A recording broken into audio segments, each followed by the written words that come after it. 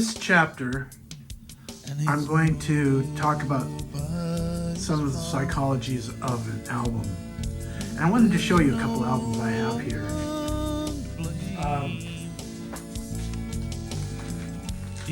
Many of you have seen this. Maybe this. This is called Electric Ladyland by Jimi Hendrix. Here's another fabulous album. This is Stevie Wonder's, and it's songs in the key of life. Great title. Great title. Blonde on Blonde.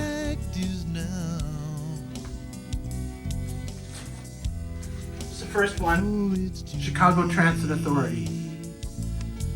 The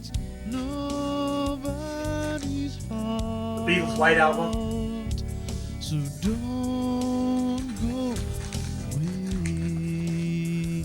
Give in the groove. This is It's time to move. a gift from a flower to a garden by Donovan. I loved this album. When I started learning how to play guitar in '71, I went back to a lot of the things that he was doing because I just liked it a lot. So stand by. Sorry, I was a neighbor, lives down the street. A very good friend too, by the way. And she brought us some zucchini, so you can guess what time of year it is. But it's a funny thing, zucchini, because either you have a lot of it or it doesn't seem to be growing. But when it seems to be growing, it's growing for everybody. And all of a sudden, everybody's got this big cache of zucchini. And we've already had fried zucchini. You know, you bread it and you fry it. We've already had that. We've already had zucchini once where you chop it up and you put it in a casserole with cheese and tomatoes. No, actually, I don't think she put tomatoes in it the last time. Let's get back to what I was talking about. I was talking about these double albums, okay? And the thread that we're talking about is the fact that they are double albums. And there's a psychology or mentality to putting together a double album because you're filling four sides. You're also extending yourself to a point where you're saying, I have enough material to give you twice as much as what you normally get. This is arguably one of my favorite albums. And the way they do the albums, maybe I should give you the mentality of albums too. I'll do that. So I come from a different era where we used to put a record on, and when you put the record on, you listened to it from the beginning to the end. And that was pretty much true as far as I can remember when I was growing up. We didn't do this thing where we're picking the needle up, moving it over and dropping it, picking it up, moving it. Once in a while, you know, like you say, well, you know, the best song on this thing here is Pink Floyd. They didn't just haphazardly throw their music together. They had a plan. Most all of their albums are conceptual albums anyways, you know, so they kind of follow a certain theme. But they knew what they were doing when they put their albums together, and they knew how they wanted those records to actually be listened to. There is a psychology to listen to a two-record, four-sided album. First off, you've got a lot larger platform to get your message across. This thing I was telling you about with Donovan, this was actually also broken up into two different parts. It wasn't just this. This was the box set, which was pretty fabulous. Don't get me wrong, I'm really happy that I got it. So then he took each record and published them separately. There was two records in there. And frankly, each record stood up by itself. if we're talking about something like Chicago Transit Authority, yeah, they could have put out 2 different albums. But the story that they wanted to tell started from the beginning of side 1 and ended with the end of side 4. So in the 60s especially, but certainly in the 70s too, when you put an album on, you put it on to listen to from the beginning to the end. If you were listening to cassettes, which, you know, they came around back in the late 60s,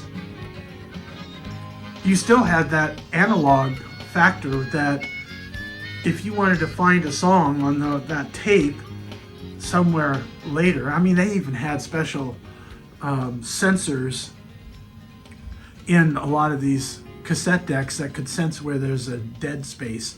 So you could push fast forward and it would go to the end of that song and then start there. That was a really cool feature, and I think I have that on my cassette unit in there. But my point is that I think you tell a much richer story when you're able to have more real estate to be able to do that. Because of this, that I have decided that I'm going to make this album reflect if it was being pressed in vinyl. I want it to reflect having 4 sides. Now, right now I have 13 songs, as you well know. So with this decision comes another decision, and that is that I'm going to include a few more songs. Now, for some of you, you probably got a big smile on your face. You're saying, wow, more Lord Baldwin. But some of you are probably saying, wait a second, this is about these 13 cowboys, and it should only be about the 13 cowboys. I think my surprise to all of you is that this fits into the magnitude of what I'm doing very easily. Because what I've decided to do, maybe I didn't say this before, I've decided to have 20 songs. I have 13 now, so that means I need 7 more songs. The reason I came to that number 20 is because what I want to do is have, if we're thinking about vinyl, which we are right now, I wanted to do this so that I could have 5 songs on each side of the record. And 5 times 4 is, you got this? Aiden, what would you say that is? You're right, it's 20. So, I've already gone to the extent of looking into, because I've been thinking about this for a while, I've already gone into the extent of picking out what those 7 other songs are going to be. And they fit flawlessly with what we're already doing. When I say we, because you're coming along with me.